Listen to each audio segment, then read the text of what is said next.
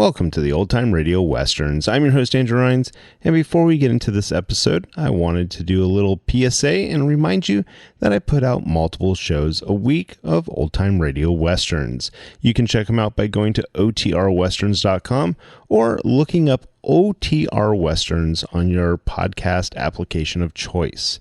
We're releasing over 10 episodes a week so far, about 100 a month. So definitely want you to check that out. Again, otrwesterns.com and check it out. I also wanted to invite you to check out my sister podcast site, OT Netcast, and that's Netcast. So OT Netcast, Netcast, otnetcast.com. We're currently releasing mystery genre shows, and this is shows like The Shadow, Escape, Suspense, and The Whistler. And we have plans on bringing other shows to the network for you guys to listen to. So it's my non-Western old-time radio channel that I can kind of do other genres that not only I like, but hopefully you would like too. You can check us out by going to otnetcast.com or searching OTNETCAST on your podcast app of choice. Now let's get into this episode. This episode is going to be Gunsmoke. Original air date is June 10th, 1956, and the title is Daddy O.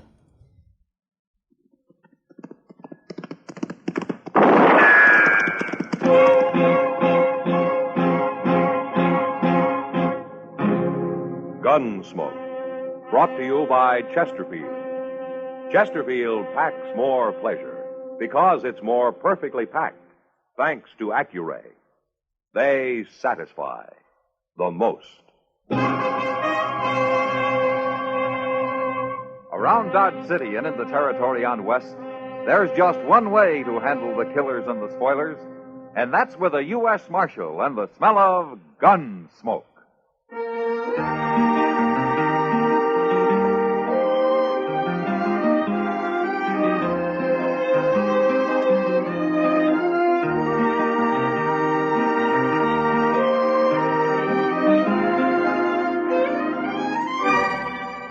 Gunsmoke, starring William Conrad, the transcribed story of the violence that moved west with young America, and the story of a man who moved with it.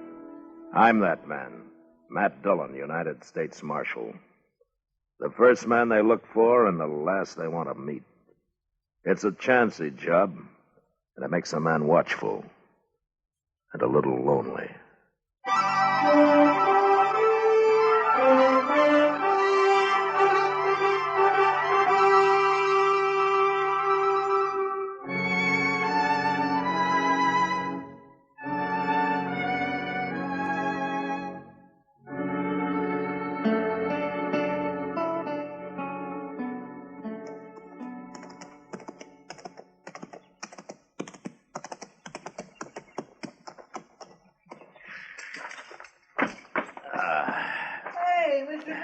What?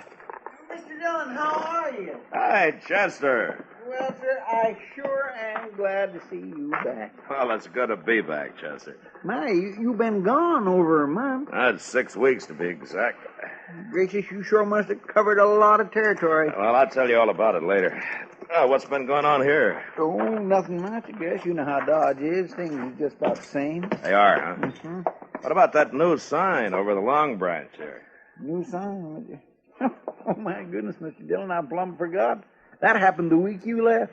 Sam Noonan and Kitty Russell, proprietors. Ain't that the doggonest thing you ever heard of? They're partners now, Mr. Dillon. Miss Kitty bought a half interest in the place, and her and Sam's running it together. Well, where'd Kitty get the money? Well, you know, Miss Kitty, she never spends much, and she's been saving it for years and years. I guess it mounts up. You save money that way.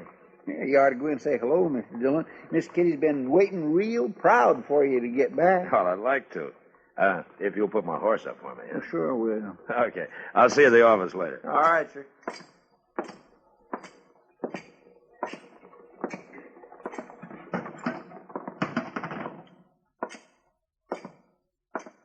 Hello, Sam.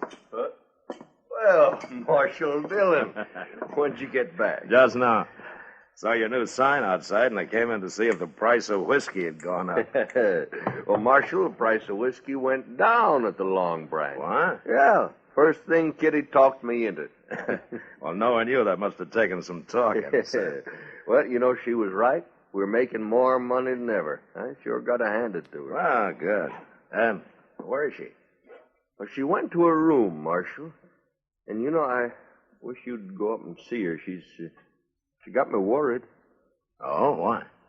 Well, we were sitting here talking business, and a boy come in with a telegram for her, and she read it, and well, she turned kind of pale and then got up and left. Huh. Yeah, sure, Sam. I'll go see her.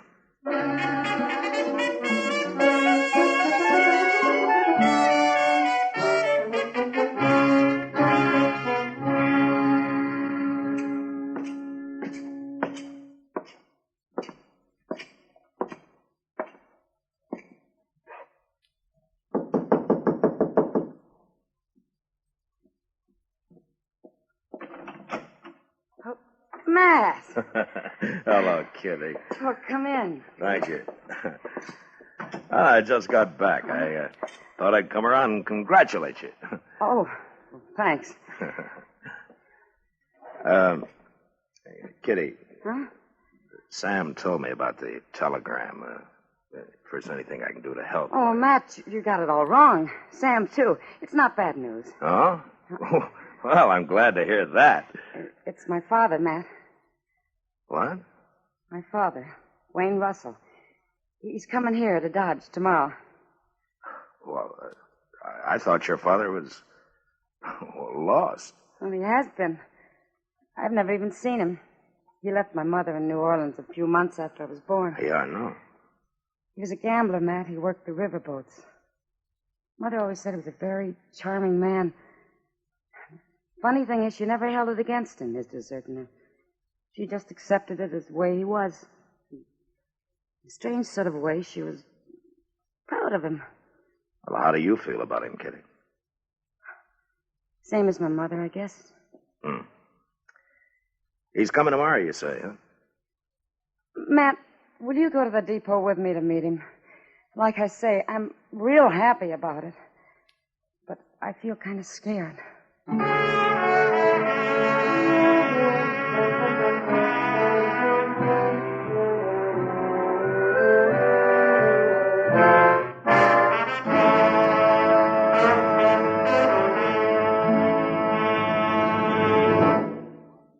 That whistling man, Bobby Haggart, really started something. Tonight, we'd like to introduce a player piano that could have come right out of the Long Branch in Dodge City. Packs more pleasure, packs more pleasure. Chesterfield packs more pleasure because Chesterfield's more perfectly packed. The more perfectly packed your cigarette, the more taste and mildness are released for you. Chesterfield, made by exclusive Accuray, has an open, easy draw that unlocks all the pleasure of fine tobaccos. Now, Accuray ensures an even distribution of tobacco from one end of your Chesterfield to the other. Chesterfield is firm and pleasing to the lips, mild, yet deeply satisfying. Chesterfield packs more pleasure because Chesterfield's more perfectly packed. To the touch, to the taste, Chesterfield packs more pleasure because it's more perfectly packed. By Chesterfield, mild, yet they satisfy the most.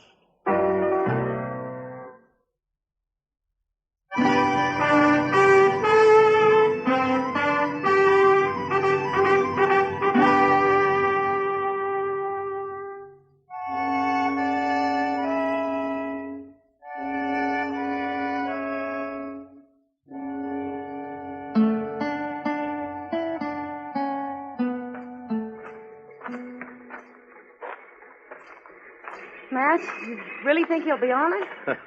Now, you just keep calm, Kitty. People are starting to get off, see? Yeah, I see. Oh, I just thought of something. What?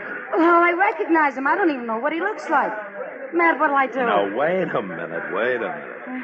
Ah, here comes Chester with somebody now. Oh, you think that's him? Well, he's about the right age. Yeah. Gray hair. He's dressed mighty fancy. What'll I say to him? Maybe it isn't him at all. Easy now, kid. Well, I found him, Miss Kitty. He come right up to me and asked if I knew you. Now, can you imagine that? So you're Kitty. Hello. Ah, you're beautiful. I knew you'd be beautiful. Thank you. I know how you feel, child. We'll get acquainted. We're going to be great friends, Kitty. Well, sure. I mean, of course. Oh, well, this is Marshal Dillon. Welcome to Dodge, Mr. Russell. Thank you, Marshal. It's a pleasure to know you. Kitty, I want to meet all your friends, and I've an idea. Yeah? I'd like to give a dinner tonight. I trust there's a restaurant here that could accommodate us. Oh, there sure is, Mr. Russell, and that is a fine idea. Delmonico's, that's the best. We could go there right now and tell them to get started cooking. Chester. Well, I'm only trying to help. Well, that'd be pretty expensive, wouldn't it? Kitty, my child, expense doesn't matter. I own a very prosperous freighting business in New Orleans now. I've had it for some time. Well, that's wonderful. Will you invite your friends for me, Kitty? Yeah, if you want. And about how many shall I tell them to expect? Well, Chester and Matt and Doc Adams and... Oh, I don't know. Well, ain't you going to ask Sam, Miss Kitty? After all, he's your partner now. A partner? What partner, Kitty? Oh, it's nothing. Nothing? Why, Mr. Russell, she's half owner of the Goinest Saloon in Dodge, that's all. Is this true, Kitty? Well, it's really Sam Noonan's place. But you're associated with him in the saloon business? An unmarried woman has to make a living. I'm making a good one. Of course, of course. Well, we'll talk about all this later, Kitty. But tonight we'll celebrate, shall we say, 8 o'clock at Delmonico's. I'll see you there, too, Marshal? Aye, certainly, sir. I'll take you over to the hotel, Mr. Russell. Well, thank you, Chester. Very kind of you to put yourself out this way. Well, Kitty, So that's my father, huh? he's quite a gentleman, isn't he? Matt, Yeah. I need a drink.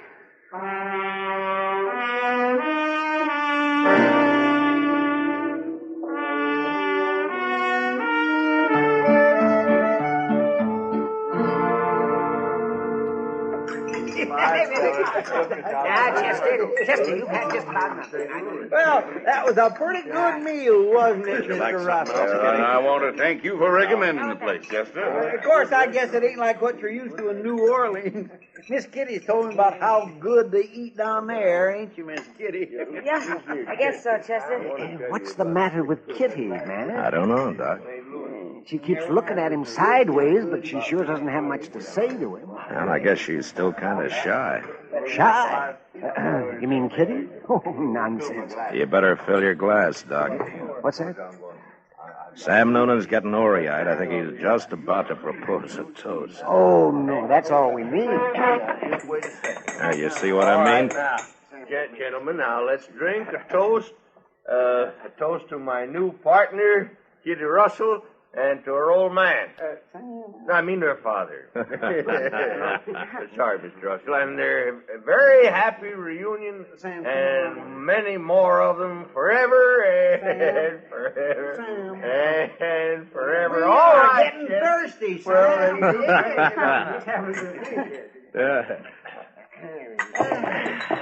Thank you, gentlemen. Thank you. This is the happiest day of my life. Here's to you, Kitty, and to the Russells, the proud Russells. Oh, hooray. Oh, hooray for everybody. Oh, my, you better lock Chester and Sam in the same cell tonight, man. Yeah, that's a pretty good idea. Well, I'm afraid I gotta go now. Come, Kitty, the evening just started. Yeah, well, it started at the Long Branch, too. I'm in business, remember? Yes, I know. I don't think Sam's going to be much help tonight. I'd better get down there and take over. Kitty, I ain't gonna be no help at all. Well, don't you worry, Sam. You stay and have a good time. Kitty, you can't go out there on the street this time of night. Well, I'll go with it, Mr. Russell. Well, if she must leave, I'll stop in later and say good night, Kitty. Good night, sir. Good night. Doc, keep an eye on those two, will you? Now, doggone it, Sam, you shouldn't be drinking all that. Now, give me some. That was a pretty nice party, huh? Yeah, fine. Well, what is it, Kitty? Because he disapproves of your being in the saloon business? You'll get used to it, Matt. Maybe I gotta get used to having a father, that's all. You haven't made him feel very welcome. I haven't decided yet whether he's welcome or not. Well, I didn't mean to interfere, Kitty. It's no business of mine. Yeah, I understand that. We'll see soon enough.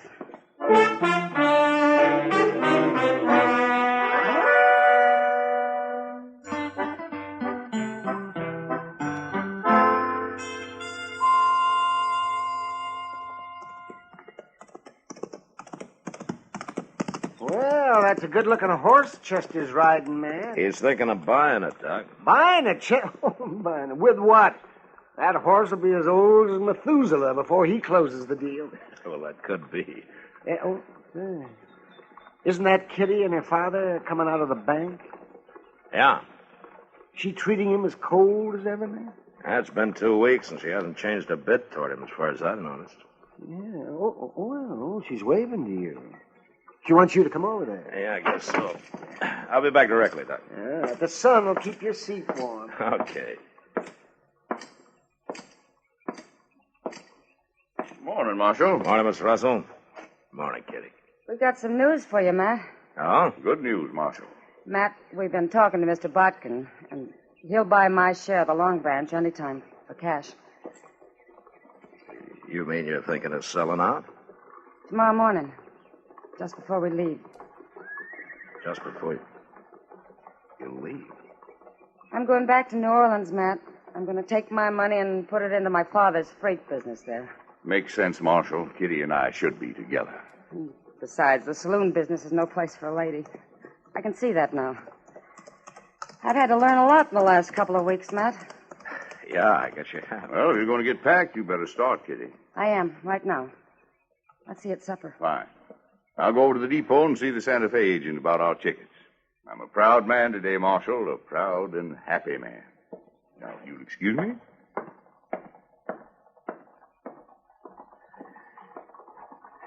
Kitty, Yes, Matt? whose idea was this? You're selling out and all. Well, he likes to think it was both of ours. But I'll have to give him the credit, Matt. He's been talking about it one way or another for 2 whole weeks now. He's awful smart. He can convince anybody of anything. yeah, I guess he can. What is it, Matt? Don't you like him? It doesn't matter whether I like him or not, Kitty.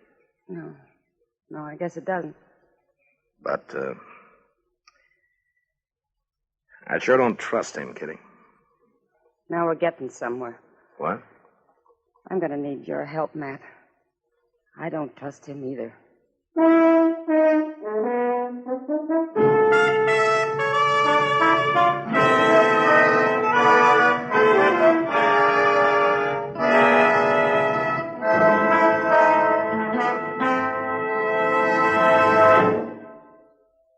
Where are you listening to Gunsmoke? In your kitchen? Getting ready for Sunday supper? Maybe in your living room, relaxing? Or out driving? Say, be sure and watch the road. But remember, there's pleasure ahead when you smoke Chesterfield. When you satisfy yourself with Chesterfield's better taste and mildness. It stands to reason. A cigarette made better and packed better smokes better, tastes better. And Chesterfield is more perfectly packed by Accuray. This electronic miracle removes human error in cigarette manufacture. So Accuray Chesterfield is firm and pleasing to the lips, mild, yet deeply satisfying. Yes, Chesterfield gives you something no other cigarette can give you. Chesterfield packs more pleasure because Chesterfield's more perfectly packed. To the touch, to the taste, Chesterfield packs more pleasure because it's more perfectly packed. By Chesterfield. Mild, yet they satisfy the most.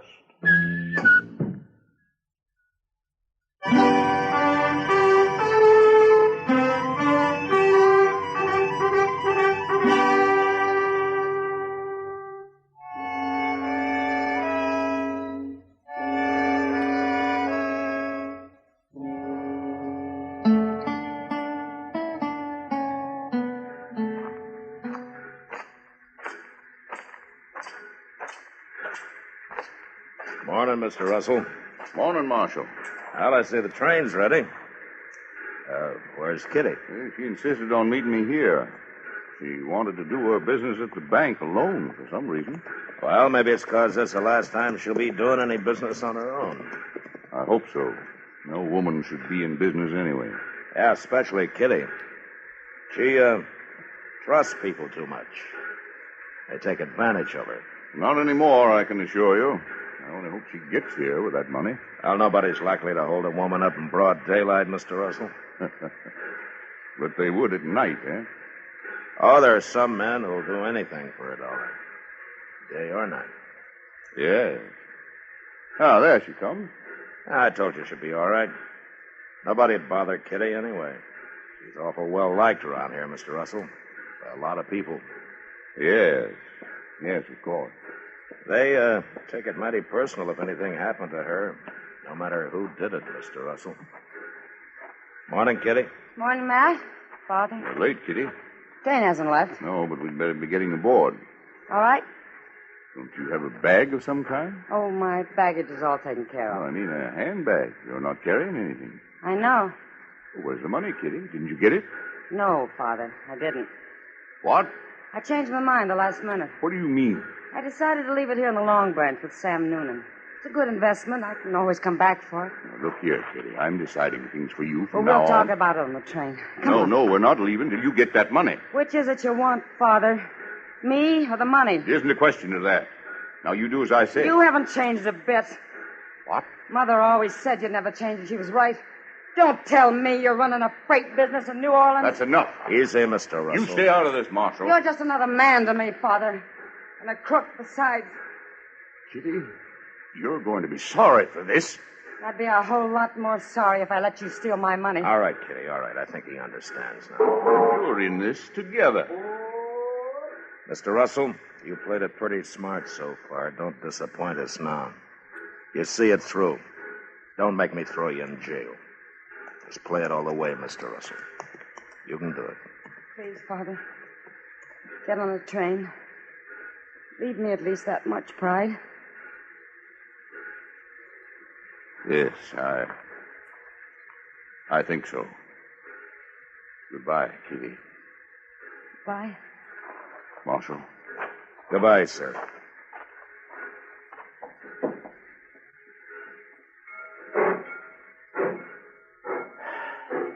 Well, he did it, Kitty. You were right. Sure he did. You bet he did. All of us Russells have pride.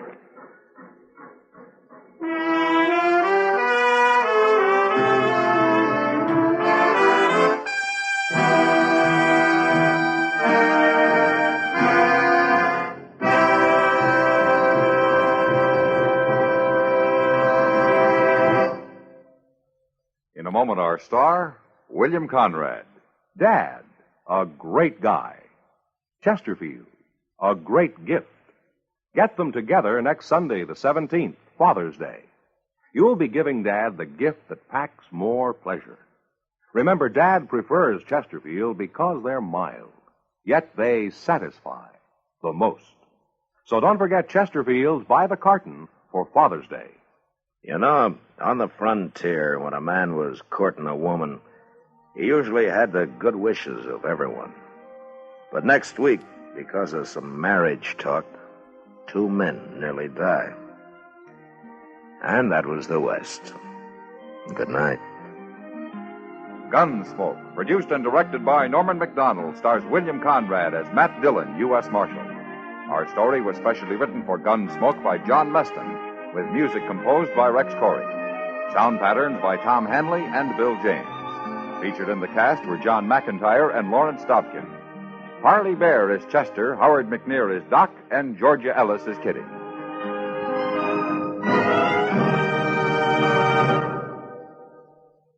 Live modern. Smoke L&M. Live modern. Change to L&M. Yes, have an L&M. No other cigarette you can buy, plain or filter, gives you the full, exciting flavor you get through the pure white L&M Miracle Tip. Through the modern Miracle Tip, L&M tastes richer, smokes cleaner, draws easier. So light up, free up, let your taste come alive. Live modern. Smoke L&M. Join us again next week for another specially transcribed story as Matt Dillon, U.S. Marshal, fights to bring law and order out of the wild violence of the West in Gunsmoke.